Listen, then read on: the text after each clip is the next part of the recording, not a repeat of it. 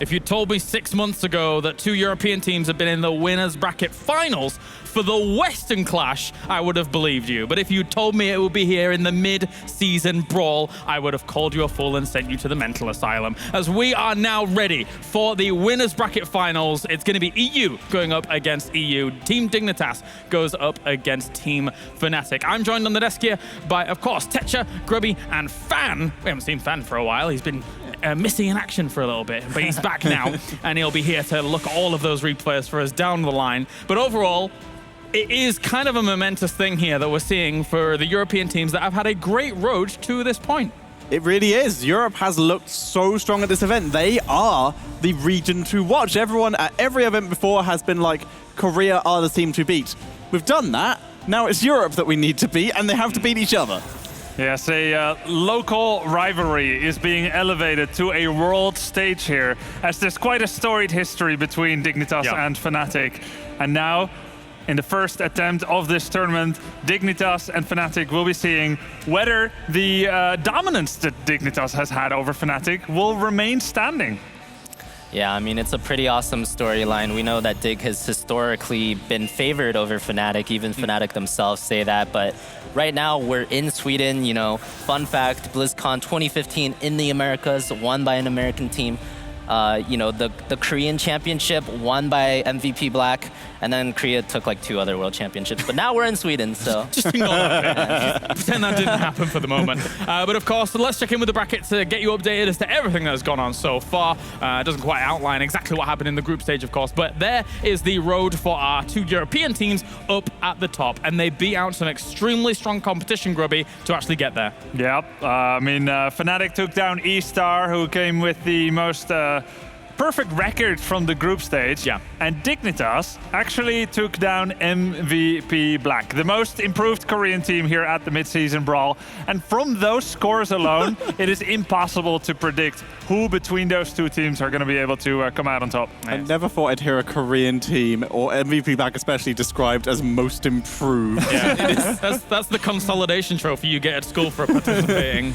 Well done. You did better than you did in the first series. Yeah. Well, now, of course, as these 2 teams get geared up and good to go, it feels like for a lot of people watching this tournament, Fnatic have come in with the high hopes, the high ambitions, the high praise from all the other teams across the globe.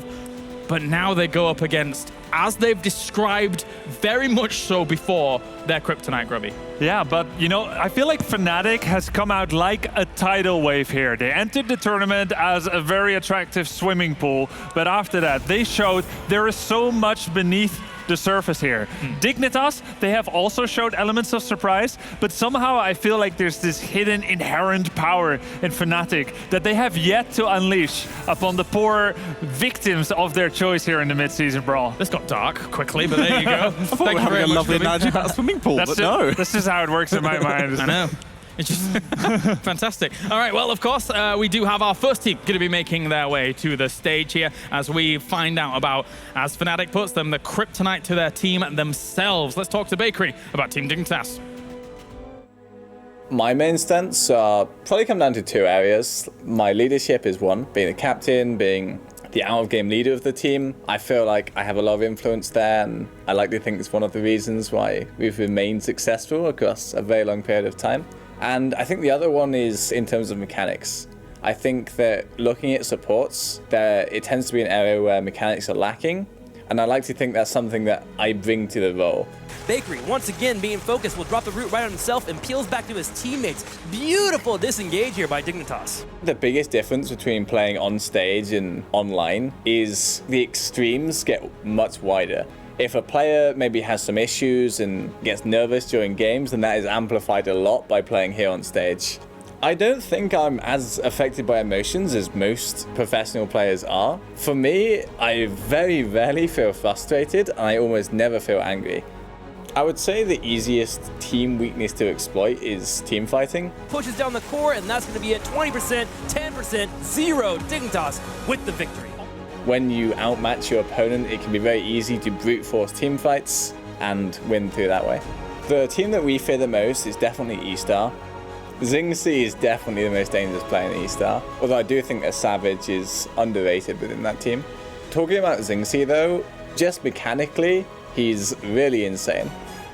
That is Team Dignitas, our Western Clash champions, coming into the mid-season brawl here. Not exactly having as smooth a road as Team Fnatic, I would say, in their side of the groups, but overall, they have definitely shown up here, especially with that great win over MVP Black. They really have. They've been looking super strong, and like they said in the video, they've been scared of E-Star, but E-Star are gone. Their main demon that they were concerned about in terms of meta conflicts is already out. Dignitas are on the run of their life in this playoffs part of the bracket. They're looking good to potentially try and dethrone the Swedes. I think as far as, you know, games where Dignitas versus Fnatic, there's like this superstition going on where one side believes the other one is the kryptonite. I'm really looking forward to game one. I think game one is going to set the tone. Fnatic does not want to lose this game one. If they do, their mentality, you know, consciously or not, it's going to take a beating. We know Zola for Penguins, but fun fact, that's actually a Penguin that Snitch brings to every tournament. He just doesn't show it, but he does bring it to every tournament. I see it in his room every single time. Of course, Grubby, they're a team that has come together so well. There's been many iterations of Team Dignitas over the past 2 years or so, but when Xaylia stepped in, they all became refined as a group together. It really feels like that's what's accelerated them now to potentially international winning spots. Yeah, I mean, that evidence is already there by virtue of Dignitas' current position in the tournament bracket. I've got to say, I wasn't convinced. I've always thought that Xaylia was an absolutely amazing player. I thought he made a great fit the minute they snapped him up, and I think that he played great. But coming into this tournament, Xaylia, he got caught out a few times, and I was wondering, are you going to be the Achilles heel of this team? And he quelled those doubts resoundingly with his performance in the last series that they played with that Illidan the Hunt play. So I am a believer here. Yeah, there was moments where he was being banned out on those second warriors, and I was mentioning that it can be actually a scary thing to do there, because then you're just opening up Dignitas to go more aggressive. I was talking to Snitch about it before, and he's like, yeah, I wonder why they do that, because that's weird, because they're just giving us basically exactly what we want. Well, it is, like I said, it's exactly what they want, but it is still the fact that Xaylia himself, as Grubby said, fits in with the team so well that he is worthy of those bans. He is completely stood in with the team and is so scary on some of those heroes. Like Grubby said, the Illidan is a perfect example. Well, we can talk more about that Team Dignitas in just a few moments, because of course we have another team on the other side here for the mid-season brawl finals here for the winners bracket. It is of course Quackniix for Team Fnatic. I think my biggest strength as a professional player is mentality and game sense. I usually stay pretty calm and like have a really good understanding of the game and what needs to be done, and just by looking at composition and so on, I can see how it will be played out. Like I'm a wizard. I mean, not really, but like I have a really good understanding of the games. I think when you're competing online, you're way more comfortable because you're at your home most of the time. I mean, maybe it doesn't matter, but like your water bottle is there and your positioning and how you sit and like the temperature and so on, and like all these small things actually matter a lot, because when you're on stage, sometimes it's super cold, and obviously just looking in front of you when you're home, you see a wall, or when you look out, you see 1,000 people, and that puts a bit of pressure on you. So most of the time when you walk out on the stage, especially at BlizzCon, there was like 6,000 people in the crowd or something, which is really insane. It felt so massive, like you felt like you were the king of the world, pretty much. It was such a cool experience when everybody is chanting your name and screaming when you walk out there. Like you feel really big, you feel that you have really accomplished something, and I mean, that's the place you want to be for sure. Hopefully most of the crowd will be on our side because we're here in Sweden. But I want the crowd to be on everybody's side, because I just want people to like chant and be positive and just bring the atmosphere for everybody, for esport, for heroes, you know? I don't just want it to be people like chanting for us, and when the other team walks in, they're all quiet. I want them to cheer for everybody, because I just want esport to be hype, you know? They've looked brutal all tournament long here as Fnatic now makes their way to the stage for this upper bracket final. And overall, they come in as obviously the home country favorite, and a lot of teams have touted how strong they are coming into this tournament. They are strong and they are focused. SMX didn't even try to stare the camera down. He is so focused on the game that he took a glance at it. So I have no time for you, and went straight back to his screen. I have this desperate urge to find a professional of this area of psychology, maybe an astrologist or something, to read the signs, what it means that he looked away here. Is this a sign of trouble to come? Being up against Dignitas. I mean, something that's important to note here, Fan, is every time one of these players is introduced, the crowd is going crazy. We can hear them in just earshot over here. So they've got the momentum of the crowd behind them as well. Oh yeah, definitely. And that feels so good when it's like every move you make, you can just see the crowd roaring, you know, the ground shaking. It's going to give them a lot of momentum being on home turf here in Sweden. Will it be enough to trump their kryptonite in Team Dignitas? Of course, these two teams know each other in and out. As much as we've seen an established meta here in the tournament so far, it's very likely that we see a bit more variation coming in just because of the mind games that can happen between these two teams. Is that fair to say? Absolutely. I was talking about it in the last series as we were talking about this series. They've played each other so many times now and had so many varied results that they are so in each other's heads that it starts off normal and then it's like, well, they figured out our normal. Let's go a bit weird sometimes, but other times it is just desperately trying to outplay the other. We're currently looking at Breeze, the player to watch. Multiple people have called him the best tank in the West. And possibly one of the best in the world now, as Fnatic and Dignitas have already struck down their Eastern counterparts so far. Breeze there with that perfect win record on Muradin. But let's not forget what happened just about 3 months ago at the Western Clash. Fnatic came in as the presumed #1 favorite, and they took a 2-0 lead over Dignitas. And that was it. They were going to win that tournament. Until Dignitas busted out their secret weapon. Stitches, Tyrande, Kel'Thas, and they took 3 maps back in a row. So you cannot rest easy no matter what the initial score is going to be. Right, and it's not even just results, it's kind of a psychological thing as well. Once I'd finished my StarCraft tournament, and whilst I was in Katowice, I came over and was talking to Fnatic, talking to Shrimpy a little bit, and he was telling me that whilst the My Insanity or Team Liquid series was going on against Team Dignitas, the only thing they wanted was to not face Team Dignitas and not give them the opportunity to raise the trophy. Because when they see Bakery raising that trophy with his smile on his face, they'd hate it. I was speaking to their manager yesterday, and he was like, Quack has said that if they lose in the finals to Team Dignitas, Quack is going to unplug the stream just to make sure that the world does not see Bakery raise another trophy. I mean, but it's a fair point. Again, there's not just the results that are based there. They are all good friends in the European scene. It's a very friendly scene for sure, Fan. But overall, there is a huge psychological game going on there as well. Oh, of course. But you have to imagine that Fnatic is more determined than ever. You know, Bakery has lifted yet another trophy at Western Clash, and they're going to be very determined to stop him this time around. All right, let's get into it. Game #1. This is our winners bracket final. Europe goes up against Europe. Team Dignitas goes up against Fnatic on Battlefield of Eternity. We actually do have, I believe, the player in this game who has won the most Western trophies, and that is JPL. Yes. He wins everything. He has so many trophies. I know he's keeping count, but I have forgotten what he's on. That's true. Even back in Navi, at Prague. Yeah, exactly. JPL, he's been on a number of different teams and has carried many of them to victories. But so is Wooby. I wouldn't be surprised if he's second behind JPL in terms of triumphs. And Wooby, of course, a member of Team Fnatic. Now, this draft is in full swing. Greyman and Arthur have been removed, and it is going lightning fast. These teams have worked out many of the permutations that are possible, and they respond instantly. And there's a lot of psychological threat behind deciding that quickly. We know what you're doing. Here's our response.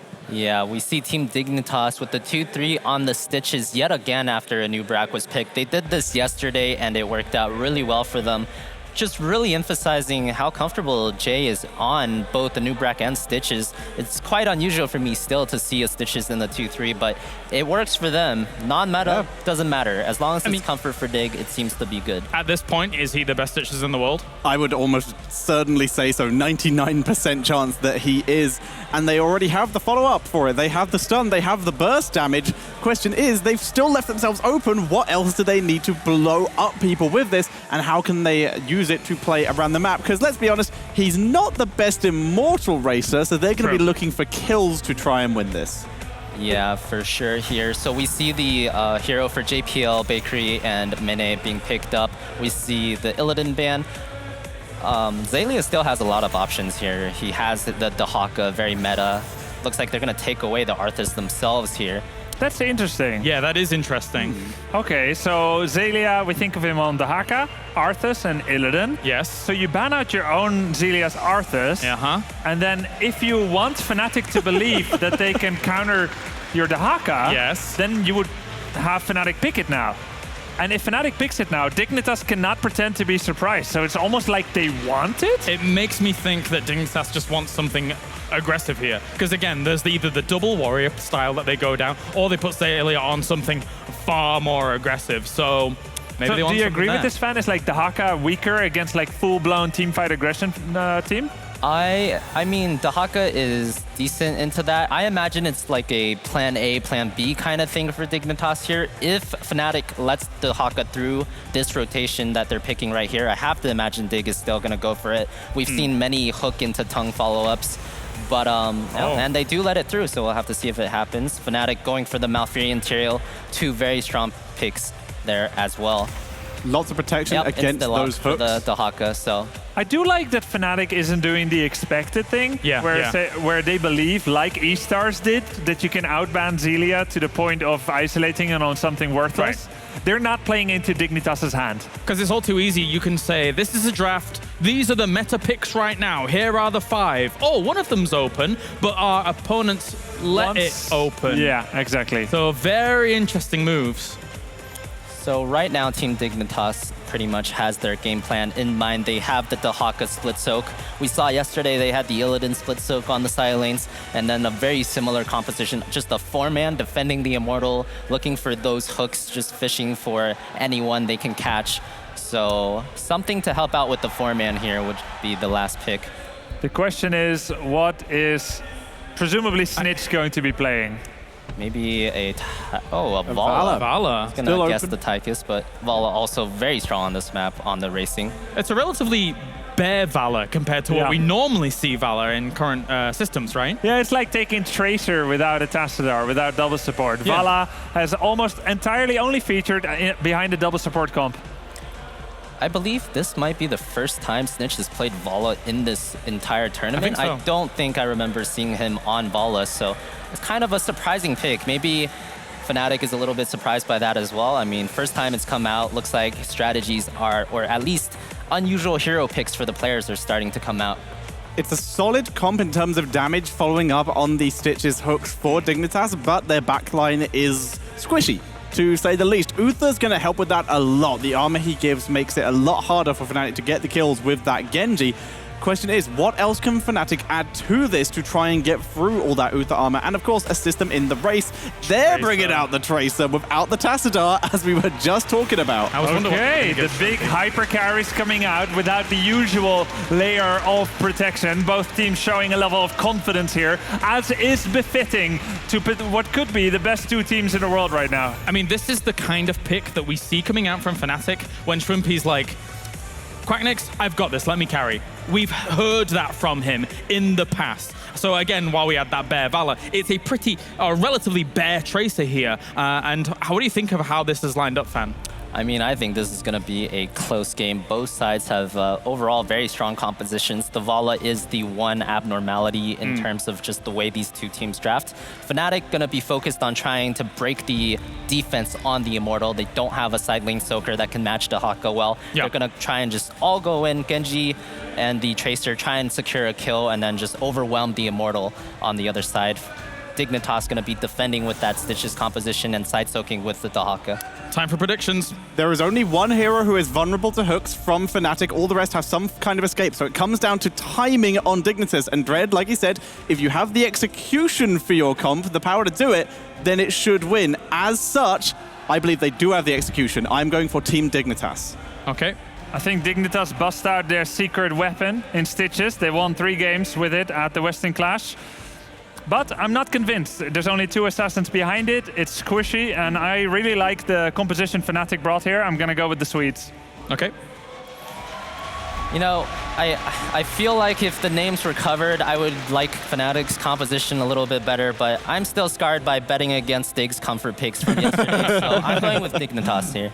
All right, let's see what chat thinks as well as we do get this almost good to go. It is very, very even here. We know exactly what the crowd thinks out there. No need to get them with a hashtag as we are ready to go into our winners bracket final. As Team Dignitas is going to go up against Fnatic, let's head over to the caster team.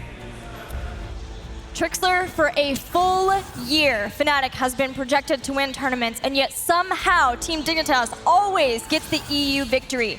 Throughout 2016 and 2017, these two teams have faced off in 6 offline matches, and the only one that Fnatic could win was in the group stage of DreamHack Valencia, and they ended up losing to Dignitas in the grand finals anyway. Well, here on the left, in the blue, Bakery on Uther, JPL on Stitches, Mane on Li Ming, Zelia on Dahaka, Snitch on Vala. This is Team Dignitas. And their opponents hoping for such a big mental victory to finally take down Team Dignitas offline. We've got Quackniix playing Genji, Breeze on a Nubarak, Smexy playing Malfurion, Wubby playing Tyrael, and Schwimpy playing Tracer. They are Fnatic. The house here, very happy to see Fnatic showing up on the stage. What a wonderful winter finals we have between these two teams. Both teams have explosive compositions, and Fnatic already sharking around. You saw Breeze there. If Dignitas overstepped at all, he would have gone in for the engage. But the real question mark for me is Schwimpy. Is he going to pull this Tracer off as well as he has statistically in the past? Yes, he's been an amazing Tracer. The possible pressure that a Tracer and Genji can put onto one of those backline heroes between Li Ming and Vala is so big. The positioning must be perfection from Team Dignitas here in Game 1. It's quite a volatile matchup. You're completely correct. The Vala versus the Tracer. Tracer can move in, the pulse bombs, but if a Hungering Arrow connects, suddenly Tracer's having a hard time, especially without a Tassar to back up, so Tyrael shields will have to be great, as well as a Malfurion heals. So far, Dignitas is controlling this bottom wave very well. Breeze forced to pull back as Schwimpy took too much damage, but a flank being set up already. Schwimpy doesn't quite have the pulse bomb yet to try to dive completely into the back line. So for now, Fnatic being cautious, clearing out the waves, and just dealing with the Dignitas pressure while not getting hooked into a stun from Bakery. Now notice Smexy's also grabbed that scouting drone to help out with the Dahaka flanks that could be coming their way. Fnatic wants to make sure that they have all positioning available for them. Bakery holding the tower here on the left, goes up for the stun, the hook hits, and Schwimpy will fall! Vala the first to go down. Fnatic get first blood, and that is a moment for them to savor getting first blood, not only in this game, in this match, and they're going in for more. That's right, Schwimpy here with the pulse bomb goes in on JPL, Baker on the left side. Snitch has spawned and he's on his way, but for the moment, Fnatic taking the advantage to burn down the Immortal. They're working in that damage. Hoping to get the first Immortal of this game in the top. Tyrael and Dahaka still soaking. Breeze hitting members with Impale. Hook, it's gonna connect here. Schwimpy is gonna go ahead and blink out right away there. That lockdown from Uther is very important if you're gonna try and get a kill on Tracer. Every single time, Schwimpy will make sure to get out of dodge. Both teams respecting the level 4 and how close it is for either side, making sure that they do get the side soak before either goes in for another full engage. You see Tyrael starting to make his way down, whereas Dahaka is still going back up. He has the ability to stalk in, but if Fnatic can collapse before he does so, they may just get another kill. And here comes Fnatic. Wubby on the right side. They're looking at Snitch. He's already taking some damage here in the front side. Stun comes out. It will hit Wubby, but Li Ming does fall. Mane hurt here. Quackniix on the left side here. A drag does connect with Breeze, but Breeze attempting to escape. He will hit the Impale, but it's not enough. A 1-for-1 trade. The roots underneath the Immortal from Smexy were incredible to be able to capture Mene. There was just nowhere to go, but Team Dignitas keeping their cool, tie things up for a 1-for-1 engagement. Zelia working on that top there to try and tie up this race so far, but Fnatic taking a large lead on the first Immortal. We'll hit the halftime show, both teams healing up and hoping to rotate in, but look at JPL here on the left side. He is low on mana and health. Everybody knows where the next Immortal will go, and because of JPL being low in his resources, they're just going to burn down the Immortal shielding as far as they can. And they will do quite admirably at that. It's not going to be a super strong Immortal, but Fnatic still do claim the first Immortal of the game. That they do, and they will be intending to push in. Dignitas hoping to have a solid defense, though, but Bakery caught out by himself. Genji flying across the map. Bakery stuck in a root. He's getting low on health, and he is taken out. Fnatic with 3 kills. And that is all due to the mobility that this composition has. Schwimpy was there. He's like, guys, we can get this kill. Breeze says, okay, go time. Burrow charges in. Genji quick to follow. Fnatic trust in each other that when they make those calls, anybody can make them and they will follow. So it's all about defense here. Now, defend this Immortal. Don't lose too much here on the fort, and Dignitas should be fine. Remember, they do have Li Ming and Vala. Hang on, though. Fnatic's keeping up with their pressure. The root hits. JPL's getting low. Uther will come in for the heal, but Fnatic turning their sights here to the fort. They get it down to half health. It is JPL there. Once Schwimpy gets the Quantum Spike later on, it'll make that Pulse Bomb hit JPL a lot harder. Then things change for the Warriors. But for now, JPL staying tanky. He does have a high health pool as Stitches. Fnatic keeping up with the mobility, but Dignitas, again, when it comes to races, will get stronger over time. Li Ming getting the poke available for her as she continues to level up. Also, the potential to go in for hard engages when Calamity at level 7 hits. And then you also look at Vala here is doing the Hungering Arrow build. As level 4 continues to be finished up, currently having 2 stacks on it, they'll get more damage and be able to apply pressure on top of any assassin they can connect with. Yeah, and it does force Fnatic's hands a little bit. Oh my gosh! Schwimpy falls there as he's hooked into an Uther Stun. I had to make sure because the first time I missed out with the recall wasn't even able to come out, and Fnatic losing their Tracer will also lose a couple of turrets. Dignitas is here to fight as well. That was about as 100-0 as you can get in a deletion for Team Dignitas off of the hook. JPL's hooks. That's nothing a testament. to mess with. It's really a testament to JPL and the rest of the crew here. Dignitas has built themselves around the idea of Stitch's hooks and following up with the coordination to land and kill members before they even have a chance to respawn. Typically with some Stitch's players, you're like, all right, I get hooked, I can make a play, my TP come in and dive, but Dignitas eliminates that option by killing anyone they hit with. Trixler, what do you think of dodge over Cyber Shield for Genji? Because there is that possibility of deletion like that because of Li Ming, but still going for dodge to try to block some auto attacks. Well, it's certainly very helpful here. If Dignitas misses out on that Hungering Arrow and you have Genji dive in, the block charge is helping out with Vala auto attacks, you're going to win that trade initially up front right away. And if you're winning the trade immediately when you're going for dive compositions, that's a positive in my book. You're going to get a numerical advantage and you're probably going to get a kill.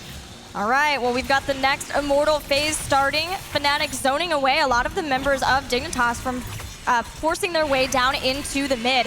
And that gives them a little bit more time on taking out the Immortal health bar. I like JPL and Bakery being here for the defense. They are pretty tanky themselves here, being able to heal up and keep their opponents in a pretty poor spot if they see the Immortal. And they can have their teammates rotate in like this. Mane comes in, brings out the orb, connecting with Breeze. Fnatic hoping to push the envelope here, but Dignitas did take a slightly in experience. Oh, Wubby getting low. Breeze going in. He dives, and Snitch falls again. Wubby living was everything there. Fnatic quick to follow suit, getting the first kill, but Wubby's still pretty low. Hammer of Justice hits him. Smexy goes down. Zalia has one of the best tongues here in the entire tournament. He lands it, getting Malfurion. Malfurion low. He falls, but Dahaka will pay with his life. It is a bloodbath here on Battlefield of Eternity in game number 1 between these teams, and I would have it no other way. But Team Dignitas is maintaining an experience advantage. Yes, exactly. Them being able to trade out kills there allows for them to potentially rotate in and get some experience with their Dahaka whenever he does spawn up. But for now, they've taken the time to defend. Bit of an error. They didn't realize that Fnatic actually backed up. They sent multiple members back home to heal up and get ready for another fight, which has allowed for them to send a Nubrak to the top lane and Genji to the bottom to soak up and tie up experience. We are neck and neck. They are so close, and the first team to get 10, if they do so and are able to start a fight in that time, it could be catastrophic for the other team in this game. JPL sharking around, looking for a hook. Fnatic playing safe here, staying near the minion wave so they can soak that level 10. Want to be here. Everyone holding their breath. At any moment, one team member could explode if they're out of position. Here come the heroics. Judgment immediately picked up by Wubby.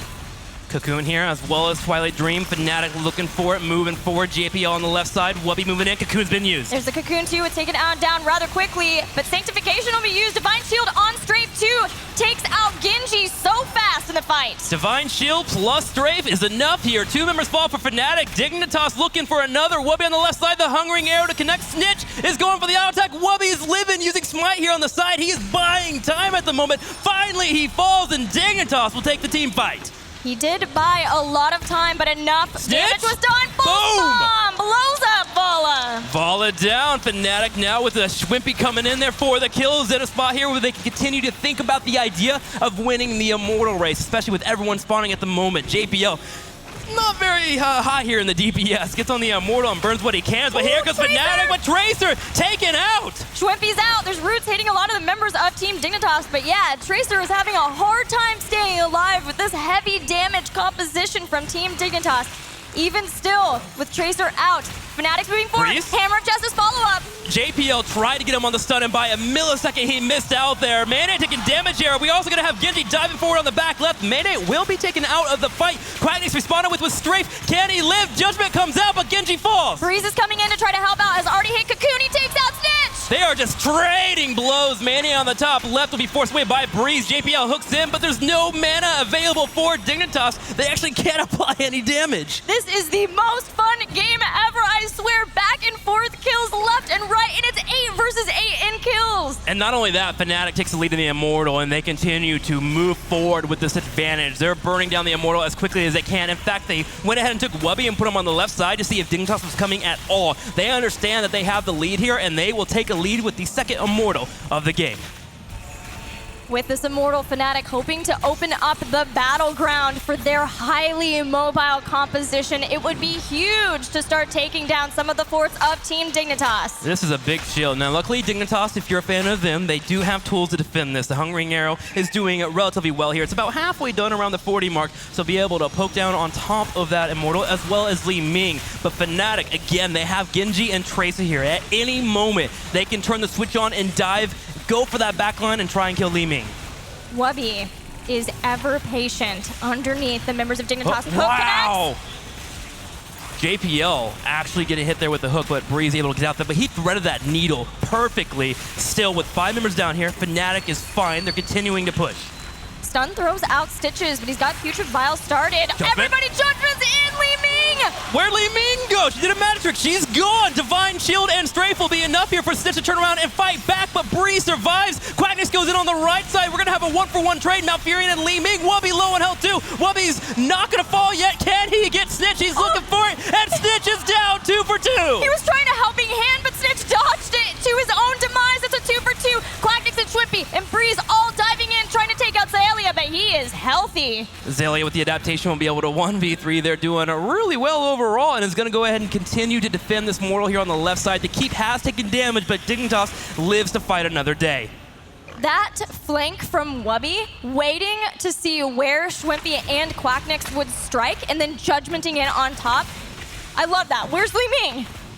Li Ming just gone instantly. They're taken out. The Divine Shield having to be used before there, but being able to keep Uther away from the fight, preventing the Divine Shield from actually connecting there, and the coordination for Fnatic has just been on point. Bakery's going to have to really be there when that combination comes out, because if not, we're going to see members fall consistently. But the 4v5 was so well executed from Team Dignitas to be able to make that still a fair fight. I cannot believe how even this game has been so far. I really like the idea they're using here with the Uther Divine Shield into the Vala. That's probably why the Divine Shield was saved. At the moment Genji moves in and he uses his Deflect, he's pretty much vulnerable to that strafe, and he gets burned down. And multiple times they continue to use it. It also keeps Tracer away. Tracer can't take damage, and they've been using that information as much as they can.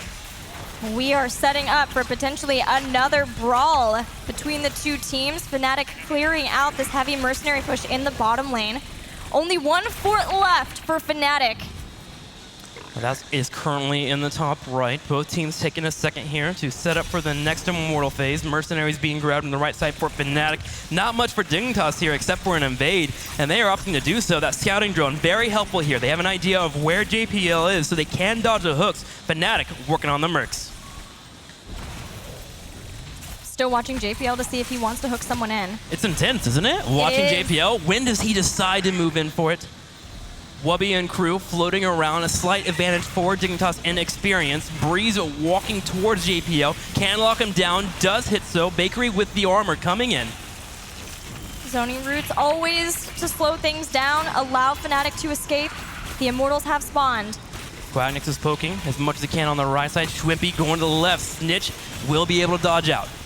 Eldruins might hit Snitch too, so they know where the rotation's coming in. Zealia comes in with the drag. We have to use Cleanse. Zalia's going to be able to hit the hook there, but you're right. You mentioned the Cleanse coming out. Yep. Breeze on the left side. They're around the defensive posture here for Dignitas. Now, do note the top lane is still pushing for Fnatic. They don't mind going in on Dignitas. In fact, they will. They dive forward. The shield comes out instantly on Mane. We're going to have Wubby blown up. Dignitas surviving here. Snitch gets taken out too. Oh, so much happening. 1-for-1 though in kills drag. It captures a new Barak, and the follow-up is always there for Bakery, getting a second kill, 2-for-1 in favor of Dignitas. Yes, that's right. Dignitas with the lead here can move towards the opposing Immortal and start burning it down. They still have yet to deal with the mercenaries in the top left. They're looking for another fight. JPL wanting to move in for a hook. You see Bakery passing around him for that hook if it comes out, but Fnatic has yet to give the opportunity to them while Zalia has been working on the Immortal. Another drag, Zealia catching, deflect to use from Quackniix. Schwimpy and Quackniix are going to get pushed back.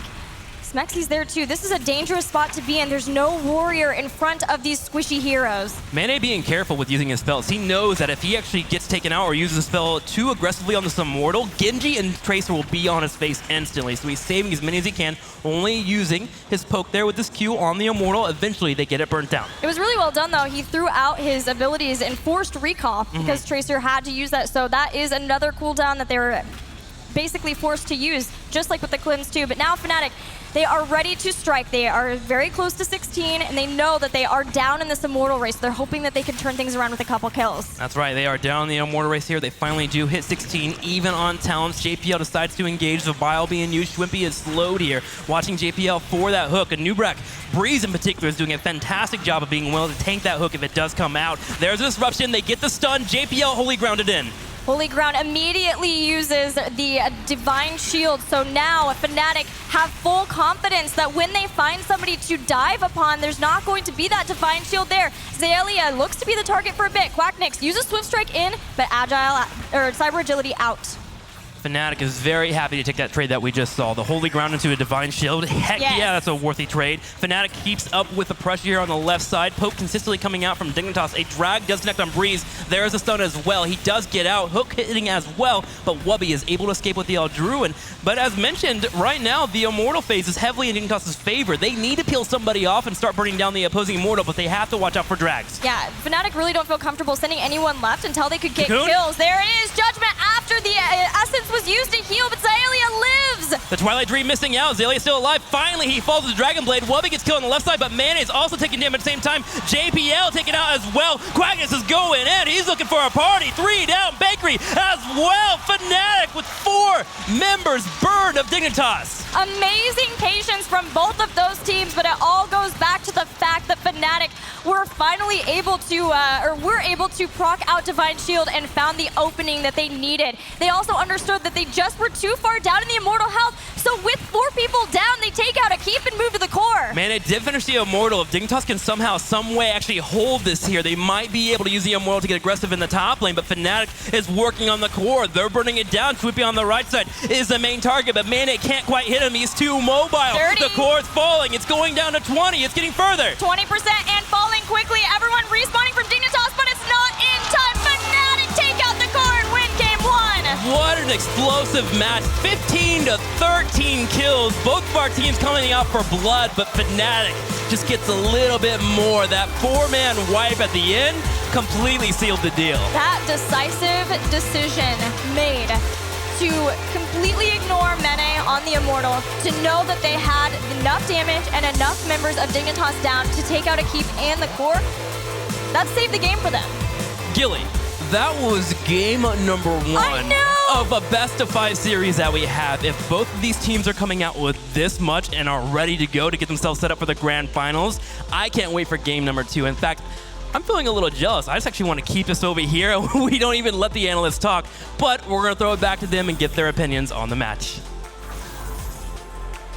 Yeah, Trixler, you're not having all the fun. An absolute bloodbath between these two teams. And talk about killer instinct coming out from Fnatic. They're like, 4-man kill, time to go keep, time to go core. Let's get this game done, Grubby. Yeah, exactly when I was thinking, what is Fnatic doing with the Infinity defense? It's such a trivial pursuit. It has been such a game to live up to the expectations here between Dig and Fnatic. And suddenly, past the gate. One more. With, okay, Tyr blowing up in the explosion. I can't believe that they were able to actually get a game-ending fight behind the enemy mid-gate and then finding a way to finish the core.